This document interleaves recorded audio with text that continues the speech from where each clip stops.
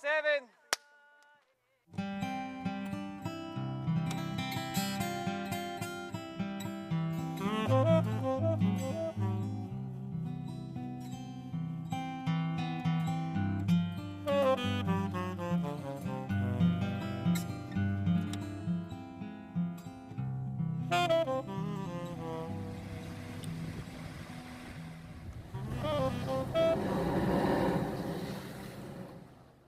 E Hawai'i e kuone hanau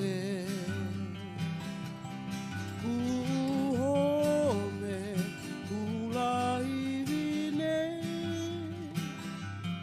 Oli no au I nā pono langio E Hawai'i aloha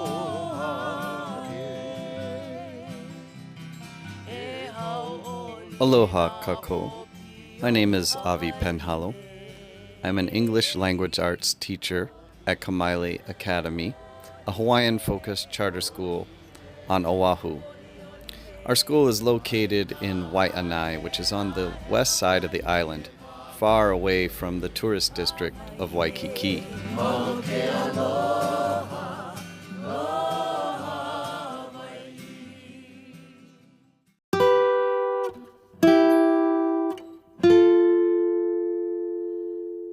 As a school teacher in Hawaii, it's sometimes hard for me to explain to my friends back on the mainland just what it is like to work and live here. Last year, I produced a video on the historical context of education in Hawaii. I'll leave a link to that video at the end of this presentation. Here we're going to focus on language variation and language ideology in the classroom, and in particular in the Hawaiian classroom.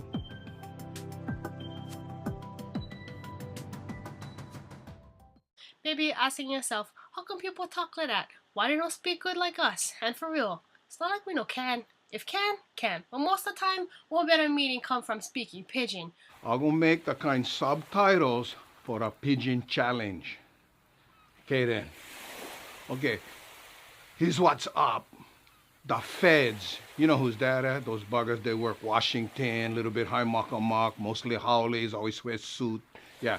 Those buggers when tell that Hawaiian Pidgin English is one language. So, Pidgin, or Hawaiian Creole as it's known by linguists, is the language that is mostly spoken by my students and their families on the west side of Oahu. What many people and most locals call Pidgin is labeled by linguists as a fully developed Creole language. We'll back up now and take a look at that. Prior to 1778, the Hawaiian island chain has been inhabited by Polynesian seafarers for nearly 1,200 years. The language they spoke is now called Hawaiian, which was a derivative of other Polynesian languages. While scholars do not all agree on why the original Polynesians came to Hawaii, there's a general consensus that once they got here, they were left relatively undisturbed for about a millennium. And during this long period of isolation, the Hawaiian language developed on its own, distinct from its Polynesian cousins. Captain James Cook was the first Westerner to discover Hawaii in 1778. He and his men could tell that the Hawaiian language was a Polynesian derivative, for they were able to understand many of the words that were spoken by the Hawaiians. And this was because Captain Cook had already been to Tahiti and other islands in the South Pacific. And of course, once this contact was made, it was only just the beginning of increasing Western influence and the decline of the Hawaiian language itself. The history of this period was devastating for the native Hawaiians, also known as Kanaka Maoli. Much of the population was wiped out from disease for which they had no immunity. As the Western presence grew, so did the demand for labor in the sugarcane plantations, among other industries like sandalwood. And this is when Hawaiian Pidgin came on the scene. The first sugarcane plantation was established in 1835, and the industry expanded rapidly in the last quarter of the century. Thousands of laborers were brought from China, Portugal, Japan, Korea, Puerto Rico, Russia, Spain, and the Philippines and other countries. So with so many nationalities, a common language was needed on the plantations. Pidgin is usually defined as a language created between speakers who do not share a common language but need to engage in dialogue, usually for the matters of trade.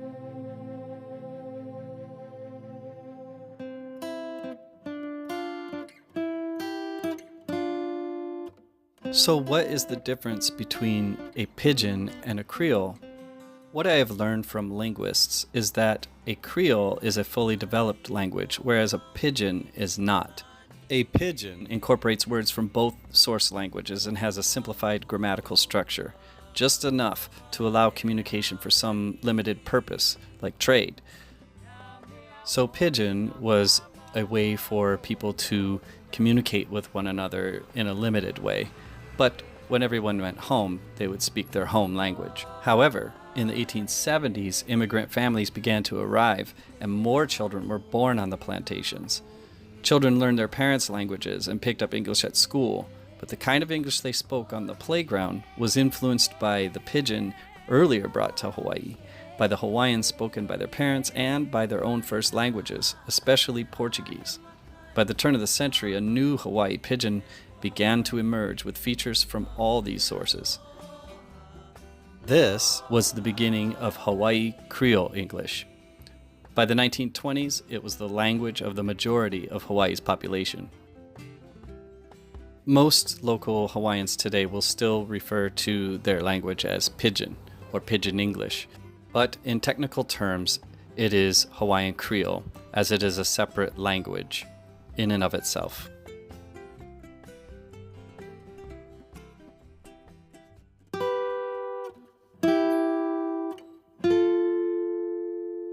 In the late 1800s, the Hawaiian monarchy was overthrown by American businessmen with the help of the U.S. military. A provisional government was set up, and it wasn't long before Hawaii became annexed by the United States as a territory. By this time, many Hawaiians had converted to Protestant Christianity, including the monarchs themselves. Part of the missionary process was textual literacy, which the Hawaiians called palapala, and they became very good at it quickly. In just a few years, the Hawaiians had translated their mo'olelo, oral histories, into textual language. They also translated their olis, chants, and their meles, songs, which were ways to preserve their culture in the midst of the great onslaught of cultural genocide. Textual literacy, or palapala, became very widespread throughout the Hawaiian island chain, and Hawaii quickly became one of the most literate places on Earth. But at the same time all this was happening, a new danger was emerging: English only. The Hawaiian language and pidgin were still used among the common folk in schools, but soon the elite began to demand that classes were taught in only English. Colonization and marginalization of the indigenous population was underway. As a result, the Hawaiian language began to diminish quickly, but the use of pidgin was still widespread outside of the schoolhouse.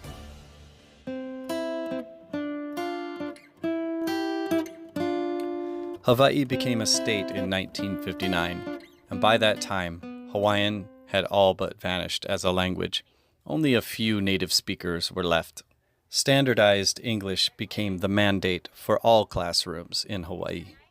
Students were disciplined and shamed for the use of pidgin in the classroom. But in the 1960s, a Hawaiian Renaissance began to emerge commensurate with the activities going on in the United States with the countercultural movement. Efforts were made to revitalize the Hawaiian language and culture throughout the state. Amidst this great resurgence, there were little changes happening in the classrooms.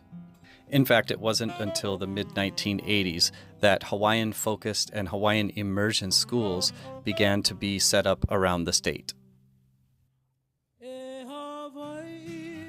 What's up with the hair buns? Look, bunalicious. Let's go.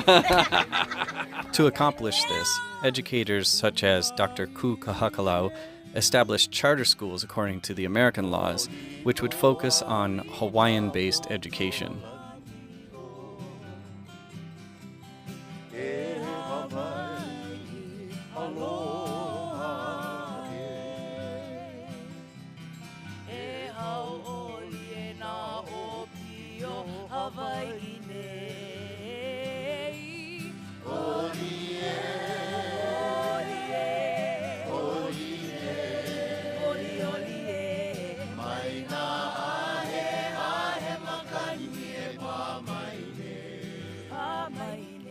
But despite all these efforts, most students in Hawaii were still subjected to the standardization methods used by the mainland United States. The parents of the children I now work with, along with the teaching assistants, can still remember the days of being shamed in their schooling.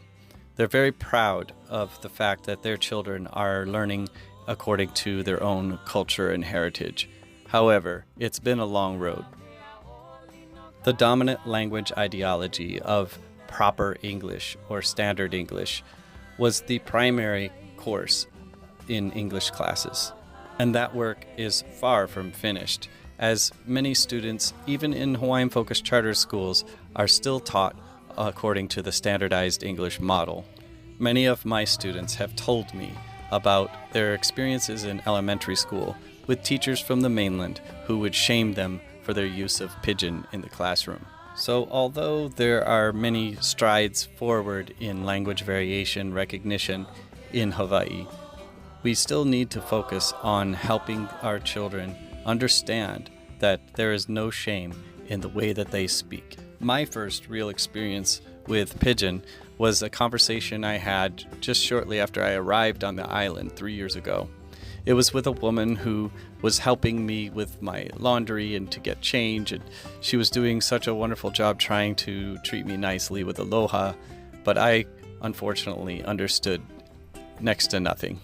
Since that time, I've acquired the ability to understand most of the pidgin that's spoken in my classroom and in the community, and I am grateful for my students who teach me every single day. My goal is to explore language variation with them and to also equip them to access the codes of power that will allow them to do well in the world that surrounds them. But at the same time, I want them to be critical of those systems in the first place and to imagine a world that is free from the hidden curriculum of standardization. Language is always changing, and this is one of the things I appreciate learning from the linguists. Another thing I have learned since living in Hawaii is that pidgin as a language has changed too. In fact, what I have learned is that the pidgin spoken by my students is actually different than that of their parents, and even more removed from that of their grandparents. Scholars much more equipped than I have examined this process and have reported on it at length. For our purposes here, though, let's turn to just some of the dynamics of pidgin or Hawaiian Creole as it stands today. Katie Drager of the University of Hawaii Manoa mentions that the Creole language known by linguists as Hawaii Creole is distinct from what is also known as Hawaii English, which is based more on the standardized form. Drager also mentions that from a population of 1.3 million residents, roughly 600,000 people are believed to speak the Creole. In addition to speaking pidgin, many people from Hawaii also speak a local variety of English. Sometimes this is called Hawaii English. Many people in Hawaii can speak both pidgin and Hawaii English, and they freely mix or code switch between them. Drager also mentions a study that was conducted with fifth graders on the island of Hawaii, where it was found that many of the students had less than 70% comprehension when listening to their non-dominant language. That was a study from 2004. But even today, pidgin is largely viewed as a language to use at home and with close friends. In contrast, English is viewed as the language to use in education and for upward economic mobility. It already has $74. It's 1 cent, as you can see. Can it see? Mm-hmm. And you're gonna put it in here, and it's gonna put 1 cent, and it's gonna be very accurate. Look. 1 cent. Boom, everyone! Wow! What is this? Wai'anae speaker, DIY speakers. While doing my research, I stumbled across a very unexpected source for learning about Pidgin, and that would be from the Los Angeles Unified School District. I discovered a teacher's guide to supporting Hawaiian American Standard English learners. And the subtitle was Understanding the Characteristic Linguistic Features of Hawaiian American Language as Contrasted with Standard English Structure. At first, my eyebrows were raised until I later learned that this was a cultural responsive model that was designed to support Pidgin speakers on the mainland. These resources were based on the work of Ken Sakota and Jeff Siegel, also from Hawaii. Like other Creoles, Hawaii Creole has its own individual system of sounds. These authors mention that Pidgin phonology has been strongly influenced by native Hawaiian and the various languages that were brought to the Hawaiian Islands during the days of the sugar plantations. In words that come from English, many speakers of Hawaii Creole say T or D instead of the TH sounds. For example, tink for think or dis for this. For many speakers, the T sound is usually pronounced as ch before the R, like in for tree would be tree. And the D sound is pronounced as j before the R. So for drill, it would be drill. The authors also mention final consonant clusters in Pidgin. For example, he kept the book. The standard English translation would be he kept the book. A few more examples. The standard English would be kept. In Pidgin would be kept. Act, ache, soft, soft, last, les, cold, col, spin, spin. Another one I can think of is plenty, which in Pidgin is pronounced plenty. In another consonant cluster variation, in Pidgin, the English R doesn't exist where there's an R at the beginning of the next syllable. This took me a little while to figure out, but program is realized program, and frustrated is frustrated. And library, which I've heard before on the mainland, is pronounced library. And then in Pidgin, the TH digraph is pronounced as T or D. So here's an example in standard English. Thick would be tick. Think, I hear this one a lot, is tink, and both becomes boat. And then an example of the TH digraph giving the D sound would be fada, ada, dis, or dat. Those are very common also in the Pidgin that I hear spoken at my school. I found this overview from Los Angeles Unified School District to be very helpful in identifying things that I guess I've picked up intuitively but never really put a name to. So stress patterns of words, also intonation patterns. So here in the Pidgin, the intonation pattern falls at the end of a yes-no question. This is something you'll notice right away with Pidgin speakers. So in English, the pitch rises at the end of a yes-no question. So if you were to say, are you a lifeguard? Here you can see the intonation is going up. But in Pidgin, you would say, hey, you one lifeguard? And you can see that the pitch would go down. So if you are a kicker starting, you're going to be a kicker throughout the whole inning. I think it's oh, you know. And the first 2 teams up is Maho and Little Rascals.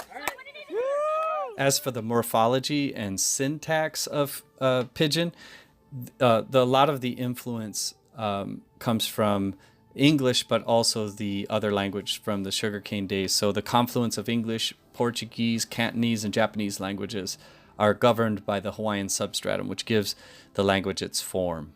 Now, one of the things that, as an English teacher, comes up a lot, especially in writing and in speaking, and in my own self-correction of wanting to do correction as far as in the language ideology of standardization. In Pidgin, articles, so the indefinite article the, which refers to definite nouns, and the article a, which refers to indefinite nouns, are represented by the articles da and wan, respectively. So it would go like this. In standard English, you would say, I want to buy the dog. And in Pidgin, it would be, I like buy the dog. Another one would be, I want to buy a dog, using an indefinite article. And in Pidgin it would be, I like buy one dog. In Pidgin, generic expressions commonly use no article, both with the singular and plural form of the noun. Now, before I go any further, I would be very embarrassed to show my Pidgin-speaking friends any of my attempts to reproduce their language. In fact, they would humor me knowing what I'm doing, but they get upset when people from the outside, how they use or attempt to speak Pidgin. With that said, we come to one of my favorite sayings in Pidgin, which is "da Kine." In Pidgin, the word "it" is rarely used except in set expressions like "stop it." Instead, they use "da Kine." Standard English example, he went over it.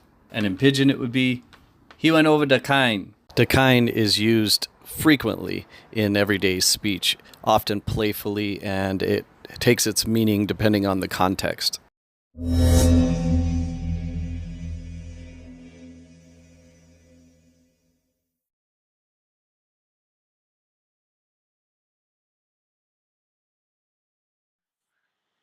Growing up, the way we went, no more time for talk when you're okole in trouble. I mean, shoes can talk story and kanikapila all kind when you pa ohana, but in the moment when the teacher looking at you and the boss like fire you, no can do nothing. What you going to do? Try give one explanation. They're not gonna listen to one local person trying for talk like them. You just gonna say some fast words and blame them on the kind, because you know what the kind is, but they don't know what the kind is. You know the kind. So it's good, you know, they don't know what you're talking about and let you live another day to go pick pineapples and get all kinds of centipede bites, coquilles in your okole coming back from when you pahana looking like you went holy maka flip on the Today, I'm going to emphasize attempt to talk about the usage of the mysterious and magical Pidgin English phrase, "da Kine." How you describe what the kind mean to somebody who don't know what the kind mean? Because sometimes they ask, hey, what you mean by the kind? But you're supposed to already know what the kind is. When we were a small kid, we always knew what "da Kine" was when we went use them. How is that? Okay, and that's the mysterious part of "da Kine." Yes, "da Kine" loosely translated kind of means whatchamacallit, if you had to explain it to someone who spoke English, okay? But it's deeper than that because it can be place, thing, time, action, whatever, okay? I go over my friend's house, right? And I go, hey, bro, how you? Hey, where the Kine? Oh, he went to Kine. He went to Kine? Oh, yeah? Who you went with? You know, the Kine them. Nah, bro, what? What the ways? The Kine? Oh, yeah, bro, the Kine today. Well, we go, bro. Oh, bro, we gotta do the Kine. Oh, we go after then. Okay, after the Kine we go. Okay, shoot, bro. Where we go? Bro, how's it? What's up? Hey, Daryl, I like sing with you. Can or what? I mean, I don't can sing, but hey, cancel, man. One thing is for certain, that I will no longer look at a Creole or a Pidgin as broken English, which so many of us do. I'm looking forward to learning more about how to use localized language to explore language variety, such as standardized English and other dialects. And finally, while the focus of this video has been on Hawaii Creole or Pidgin, many of my students come from other parts of the world, mostly in the South Pacific. So we have plenty of Micronesian students, students from the Philippines, from Japan, and so all of these language variations can be used to strengthen student awareness and to shift the focus from standardization to language variety.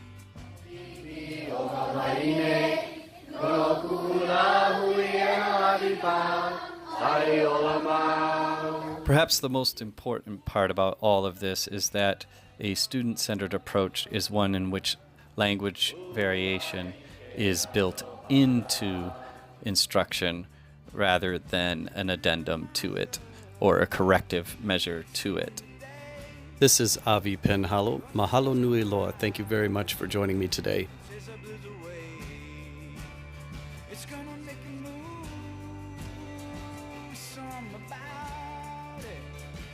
gonna make you move.